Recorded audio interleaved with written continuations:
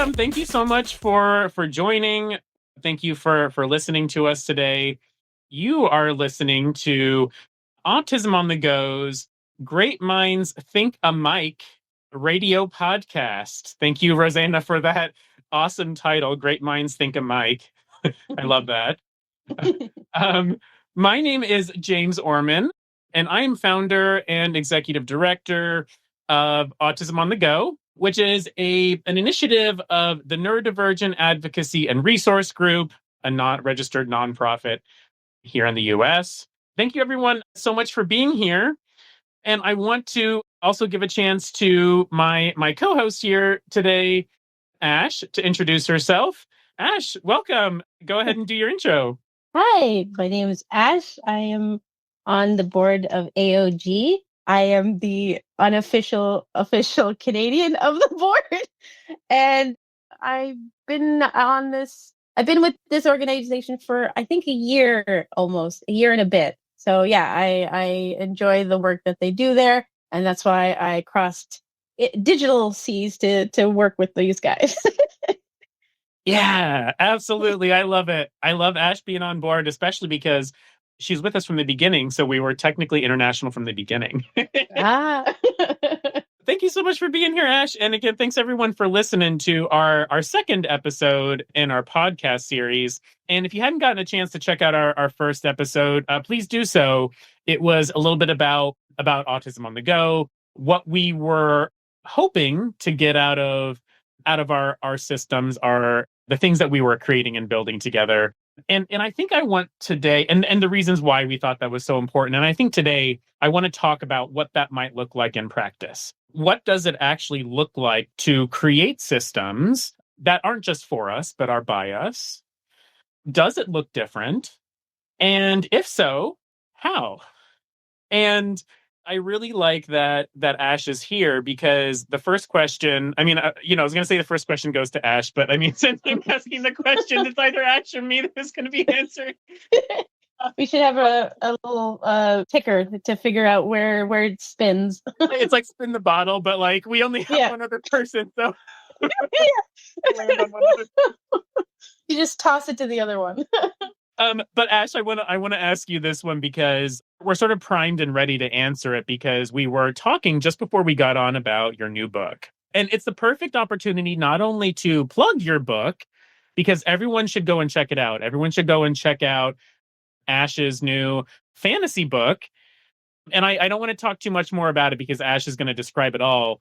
But suffice it to say, this is what it looks like in practice. This is what it looks like when we design our media for our consumption and in a way that works for us, based on how we operate, and why that's so important, and how I think that could bring us together. So Ash, what's this project you've got going on? So we all know that like things are crazy right now. And so it's a little hard to get your footing in, and I need to create. And so I used to work in theater for about 10 years, and I quite enjoyed theater. I have a background in production theater management, stage managing mostly, but there's something about storytelling in that way that's very human and raw. And I never written before, but I have aphantasia, so it's always been tricky for me to read because I can't see anything, especially sci-fi and especially fantasy, where everyone creates these beautiful ideas. I can't see anything. So with the help of AI that I use, I basically articulate my ideas to it like I'm dictating something, and make sure the ideas make sense, so that when you're reading it, you're feeling what's happening rather than seeing what's happening. And it has a bit of a element of theatrical kind of nuance to it. So it's not written like normal books, but it's written in a way that you feel the characters and you go on their journey. But it's also set in a franchise that a lot of generations know, which is Star Wars, and it's called Seeds of Hope: What Happened on Cato Nemodia. And I picked Star Wars because it was a perfect backdrop to talk about fascism, to talk about imperialism, to talk about the binaries, neurodivergence, all of that in a world that's similar to ours, but I can explore ideas that I've learned over time, learning about stories and stuff. And I believe that everyone is a story in itself. And so when you have this narrative about you and it's not fully a story that is only like a piece of you, it's really hard to see the prism of a human being and these stories that you think are just who you are when someone else shows you that that's not really who you are. It can be quite tricky. So in my story, I've been doing sort of like emotional literacy as you're reading it, so the characters are understanding things. So like, for instance, in this story, I have someone who probably people know, Obi-Wan Kenobi, who is a Jedi who is detached from his emotions. So we got like stoicism in there, right? And he's detached to his emotions. So my story is basically him feeling his feelings again so that he understands that his feelings aren't the problem and they actually help him better when you understand your feelings better. But he has to go through these extreme things in the story because it's also fun and hilarious and absurd.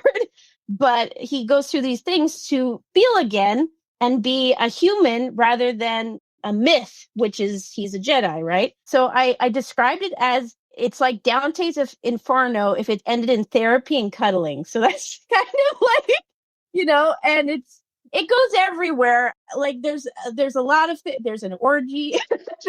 there's he goes he unleashes on this opulent city of rich people, and I'm not going to spoil it anymore, but you go through this journey with this stoic Jedi who's finally feeling, and it's chaotic, but it's like chaotic in a very deeply visceral way where he gets back his humanity and he learns to care again about something. So yeah, that's my story.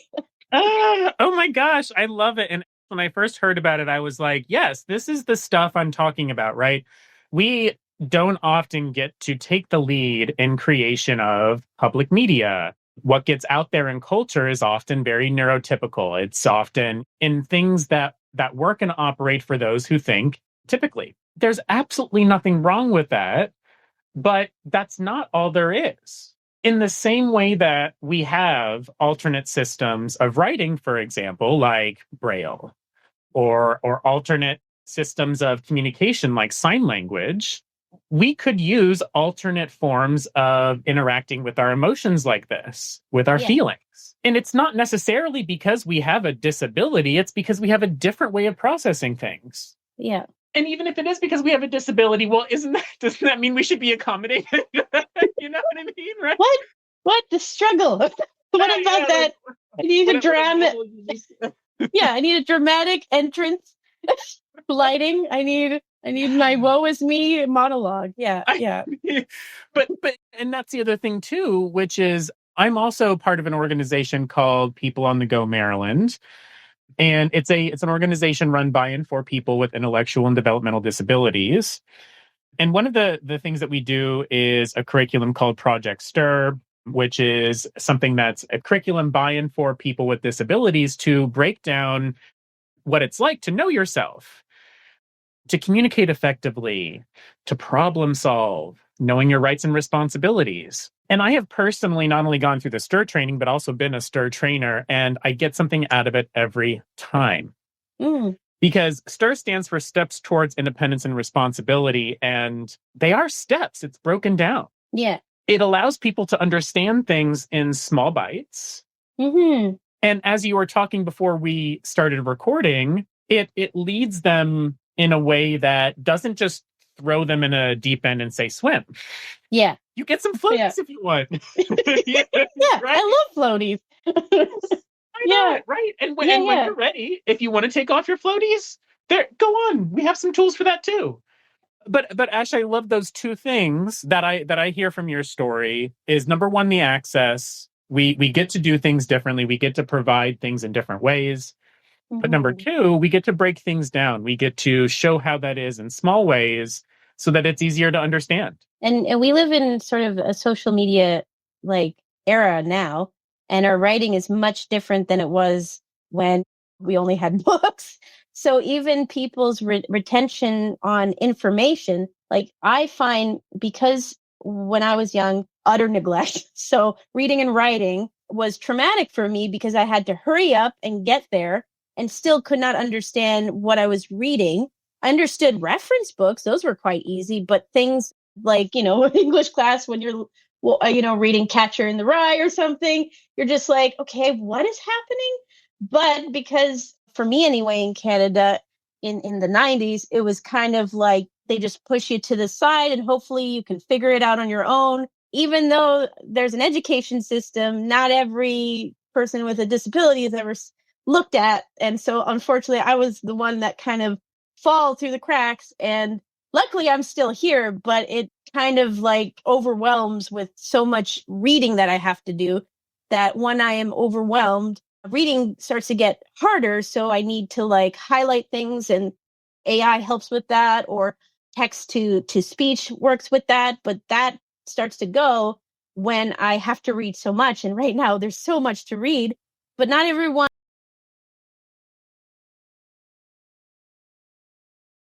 We have so much media that it's like there are different ways people want to communicate, and they have been like written word wasn't like, not all cultures had written word. It was just recent that we had to have it. So it's like other cultures have been doing things differently all their whole life.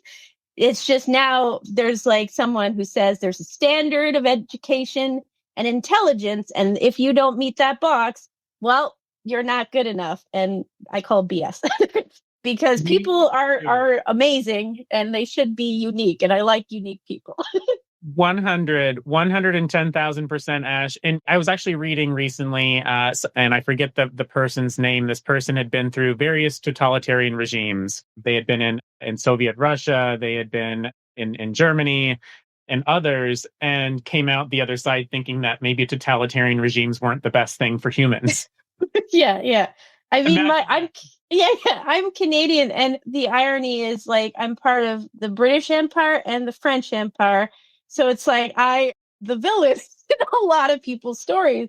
And so reading like my history, you're like, oh, what's my culture all about here? And it's like, oh, we do a lot of holy wars. That's nice. You're like, oh, the cruelty. Oh, more cruelty. Horror and cruelty. Yeah. Yes. And trying to make friends, you're just like, hello, I'm sorry, like right at the get-go, because you're like, I just read my culture and I just I'm just gonna sit this one out. But it's crazy.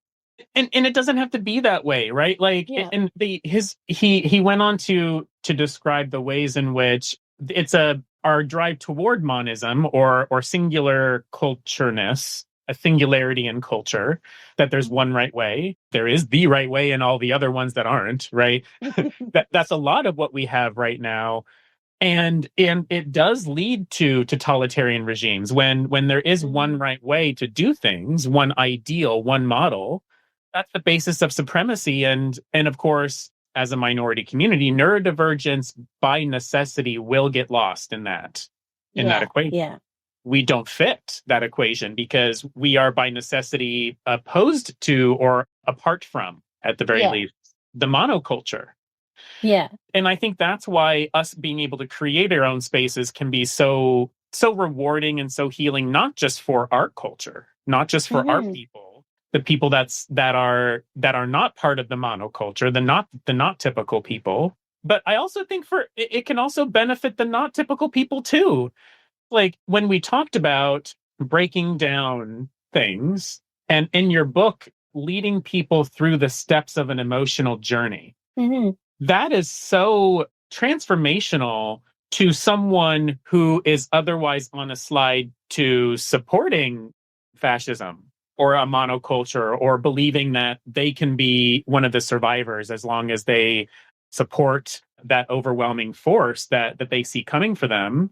Instead, helping them go on this journey, it can really be transformational. And I guess there's not really a question here, but all of which is to say, like, I do see a role for the media that we create to be not just for us, but for others, and the ways that it can help our greater society and culture. Yeah, like I'm 41 now, so I've been working in the arts for quite a while, and you watch a lot of stuff and you get ideas from stories that have been through this before, and they give you hints on how to survive things like this before. A lot of times when I was young, my reading wasn't great, but I liked documentaries. I like learning about cultures that connected to mine, and not seeing how they dealt with stuff, but I didn't necessarily care about the war, the details. I cared what people were doing during that time. Like I said, I'm 41. What I had before was just people telling me their stories or telling me their grandparents' stories or whoever's stories. Now it's like we just go to YouTube and we learn stuff and it's packaged for us, but there's no humanistic side to that storytelling that they're not getting. That's why I like theater a lot, because media, you get focused on one point and that's what the camera wants you to see.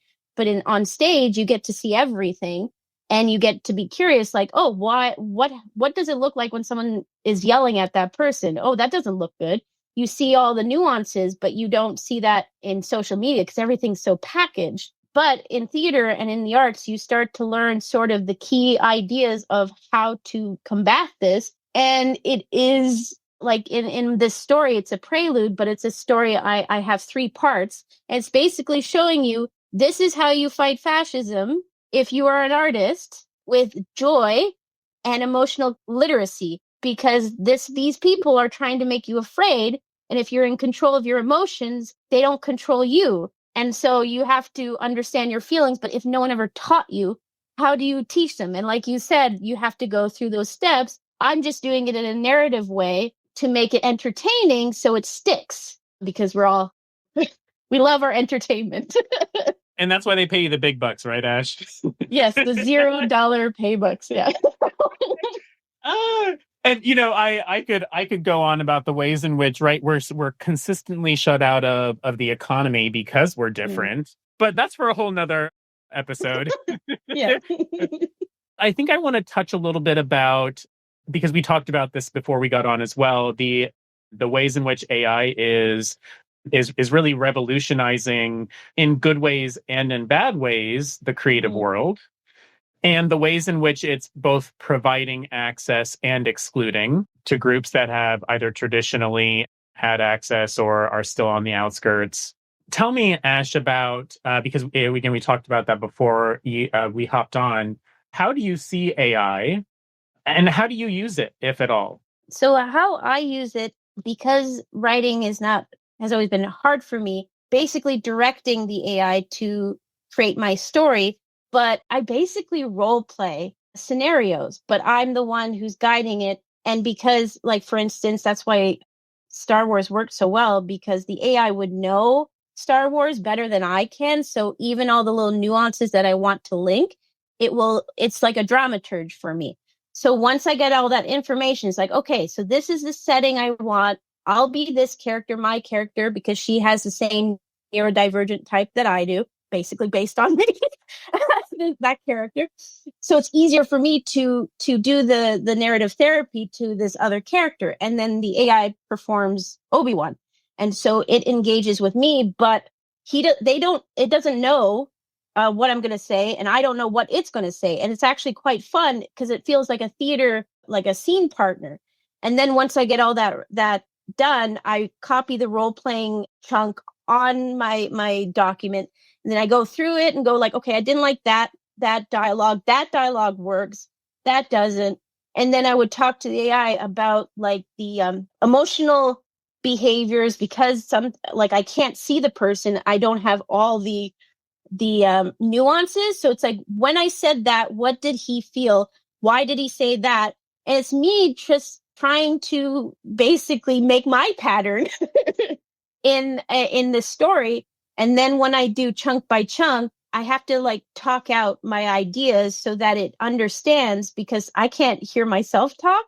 I need to articulate it back. So it has this audio setting and I can talk my words out, and it writes it out. So part of me using the AI is like, yes, it's technically writing for me, but not really, because I'm directing it and then I'm editing anyways, because even though it works, there are some parts that drive me nuts. Like it does a lot of negation kind of language. Like it's not this, it's that. It drives me nuts. Sometimes I yell at it like a director. Like my actor is not giving me what I want. Who hired her? And that's how I use it.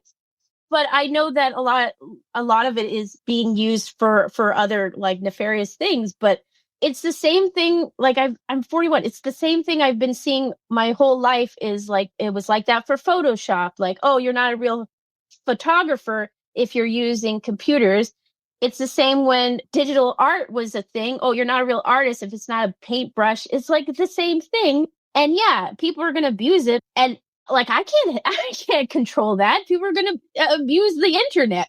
So I use it if it's helpful. Don't I'm done with moral and ethical stuff right now, because it's like if the world is trying to push you down and trying to give you no access, use it, please. Because if you want to survive, use it. Don't worry about who other people say or do, because if it's helpful for you, use it. Like, no, like, enough with the morals. And like you said, right, it's a tool. And tools, just like all tools, they can be used for good or bad. Yeah, exactly. I have used a knife many, many times to make food, for example. Yeah. But there are many, many ways that knives could be used in many, many not good ways. Yeah. Yeah. We don't tell people not to use knives just because knives could be used in bad ways. Yeah. Yeah. Right. And I think we talked about the typewriter. When that came along, just because I didn't have to write the letter A anymore, does that make me any less creative as a writer just because now I can press a button? Yeah. Agatha Christie had her own writer. She didn't write her book, so she got a writer. Yeah, she had money. That was her resource. That's cool, right? And it can be used for good or bad. And she could write some really crappy books with that system, or she could write amazing ones, right? But, yeah. yeah. It's all about number one, the system. Number two, the transparency. Because if she said, "Oh, I do this all by hand, right? My own hand. I write all my books," then it would be like, "Well, but who's this person over here, like typing this stuff out while you're just like with your martini and cigarette?" That's my house plant. That's all. I mean, right? Like, but yeah, like transparency. So yes, I used an AI tool, and this is the way that I used it, right? Yeah. But then also doing it with that human check, that human element, and knowing that whatever you do use it with has to be a further in furtherance of your own creativity.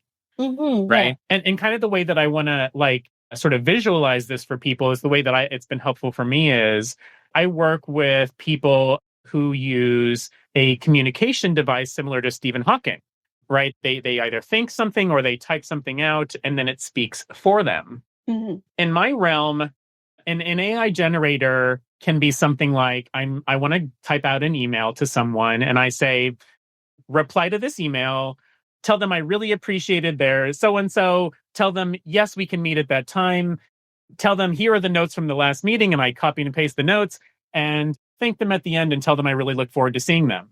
Yeah. That's my email. I put in all of those components, and then I said, draft the email, and I clicked enter. And the ChatGPT, it spits it out. That is my email. Okay, right.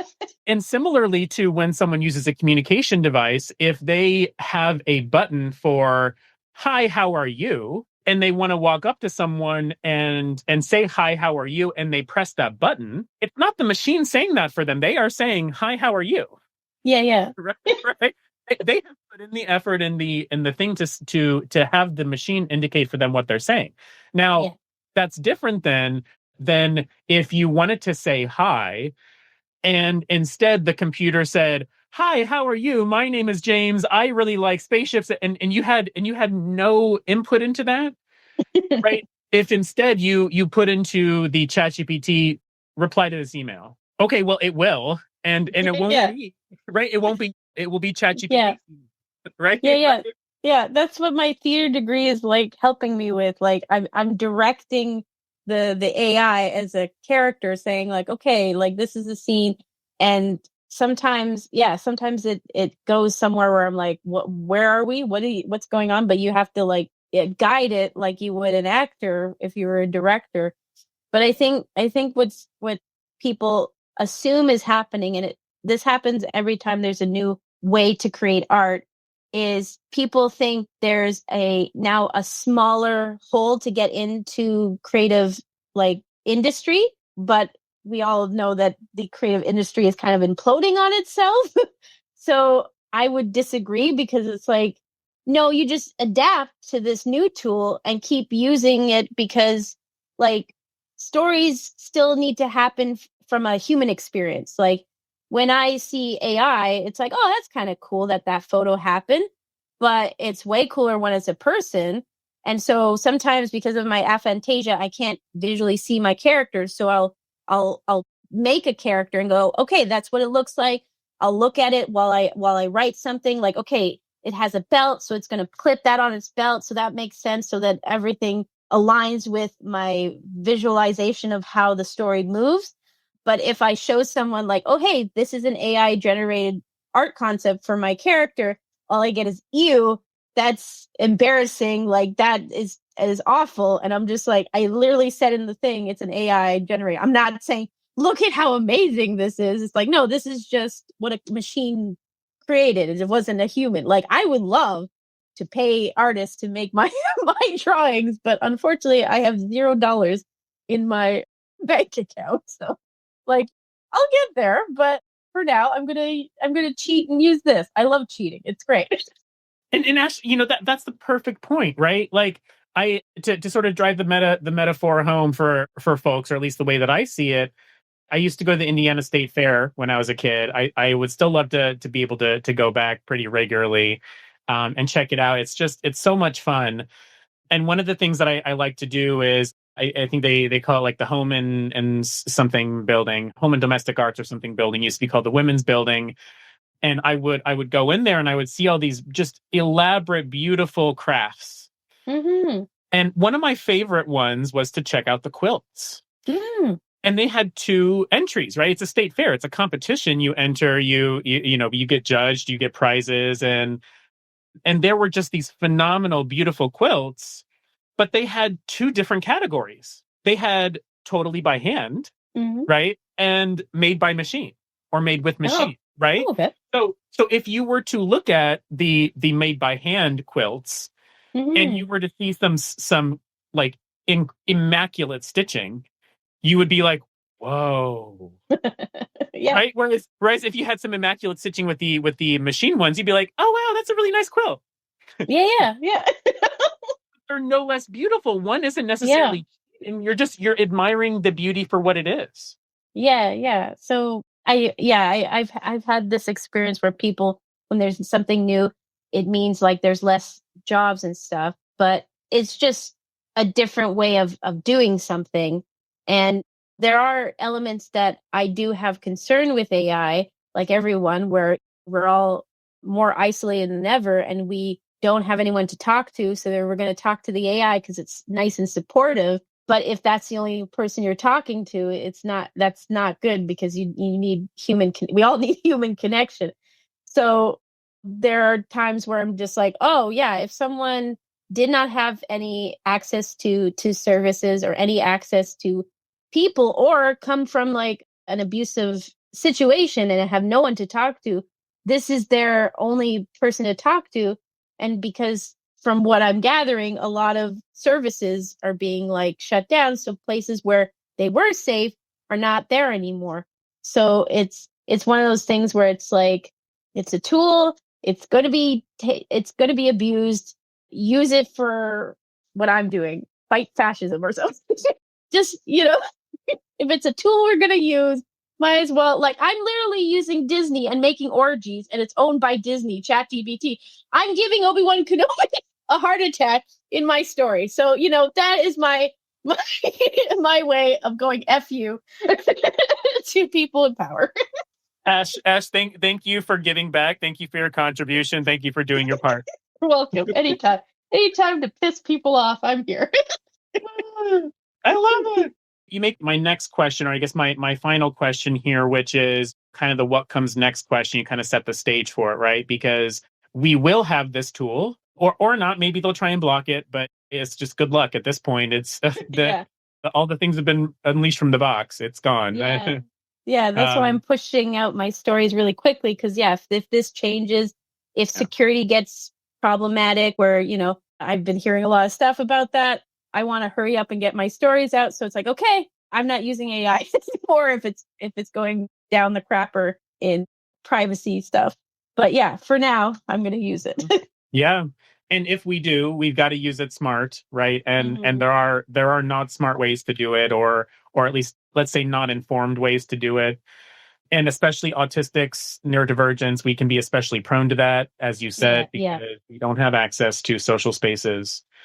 And we may rely very heavily on that in a way that can limit our social access rather than, again, act as a tool for it.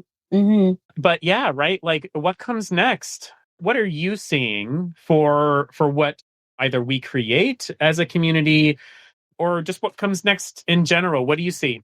It is tricky because we are more isolated than we are before, and because of so much going on and people not in safe places or not in safe situations, it's really hard to connect, because a lot of times when things like this happen, you have a group to go to and you try to figure out how to survive in a very damning situation. But if people don't have the tools for that, it's don't want to sound like a bummer, but it's just, you have to do what you can, and in any way you can. And this is my way with my skills. That's what I'm trying to do. So I'm trying to show people this kind of process to help yourself in scary situations when you don't have any way to like help yourself. At least emotionally, you can guard yourself from all this kind of fear mongering and making you have shaky ground, when sometimes a good story keeps you grounded, especially if you don't have anyone else to talk to, especially when it's done with care and someone is trying to give you not hope, but survival joy. So when you do find a safe place, that story will be your safe place until you get one. So that's what I'm trying to do. Wow. Yeah. Creating safe places through art. Yeah, that's what theater was all about. But it's tricky for people to go to theater. Like a lot, it's now, I'm seeing a lot of not working class artists anymore. You have to be like either wealthy or you have to have those connections now. And so we're getting a lot of like homogenized type actors. Like, to me, they all look the same now. So you don't have those working class kind of roots with artists who have lived experience and do better work, because they're more on the ground than people in the sky. Creating safe spaces and featuring real people. I can see it. And for what it's worth, at AOG, those are exactly the things that I intend to do. And those are exactly the things that I know that our team is up for doing, because we've done it. We've done it before, Ash. You're showing it, right, through your work. Yeah. Yeah, we're showing it through the recording of these podcasts, but even just showing up and being and offering what you have. Even I say existence is resistance sometimes, right? Yeah, because even just being means fear doesn't control you; you control your fear. Yeah, and that's when you can create good art, and that's when you can find good community, and that's when you can fight fascism. Exactly. Yeah. So that's what my story's about. Like, if people care, they'll like this book, and then I'll find them, and then we'll make a community. That's what I'm doing. Yeah. All right. Yeah. Making community. Yes, that's what we do. That is what we do. Well, Ash, one last question, and this is just like off topic, right? Because I liked last time that we did like kind of a random funny question. So you can answer whatever question you want. You can make it up in your head, and you can answer that one instead, or you can answer what's an amazing thing that you're looking forward to eating coming up, because that's what we did last time. Oh, well, let me see. I didn't finish my story, and I'm going to treat myself next week, payday, I think I'm going to do sushi. I do enjoy sushi. It's because it's bite size and I have a small mouth and it's like it's clean. I'm going to TMI. I have a chest and everything goes there. So sushi is so clean. I don't have to worry about food going there. So that's usually what I have to deal with when I'm going out and I'm like, all right, how messy is this food? Because I will not know that it's there. And this is why I don't wear white a lot. Because then I see it and I'm like, son of a. So sushi is what I'm going to do. I 100% love that. And first of all, I hope you know, Ash, you've created your own like horny boy fandom. Like they're going to be like following you everywhere now because of how you've described yourself. And so that's on you. I have a rack. Great. Good thing the camera is not like we're not even recording here. Yeah, no, it's a podcast, so this is no visual element. Sorry, guys. Right. Or girls. But my book does have an orgy, so you can, So you know what? If you want a piece of Ash, you know where to get it. Check out Ash's book. Yeah. It's all about feelings, so. But I also like what you said about those sort of like bite-sized things, because I found that too. My husband got me turned on to appetizers and like finger food. Oh yeah, charcuterie boards, they're the best. Oh, I mean, when you don't know what to eat, it's great. Right, you get your option number one. Right, Yeah. Number one. Number two, like you don't have to like eat a whole plate's worth of food if it if it doesn't. You can just a couple. That's fine. That's what I want. Yep. Like, yeah. I'm a squirrel at heart, so yeah. And that's the other thing. You can go back for more. And you don't have to just like sit there and cram it all in once. Okay, yeah, no, I'm with you. Yes, I'm there. Yeah, bite-sized meals. Well, Ash, this was great. I really appreciate you talking with me today. Thanks. Yeah, about what we're going to do here at AOG, what we've already done, and where we see ourselves going. And I do, again, want to encourage everyone to see how you all can get involved, how you all can participate, how you all can contribute, because there is something that you can do. Remember, if it's not creating a story, if it's not attending a meeting, it's just by existing, just by taking care of yourself is fighting back. So do your part. Take care of yourself and see you next time. Bye, everyone. Bye-bye.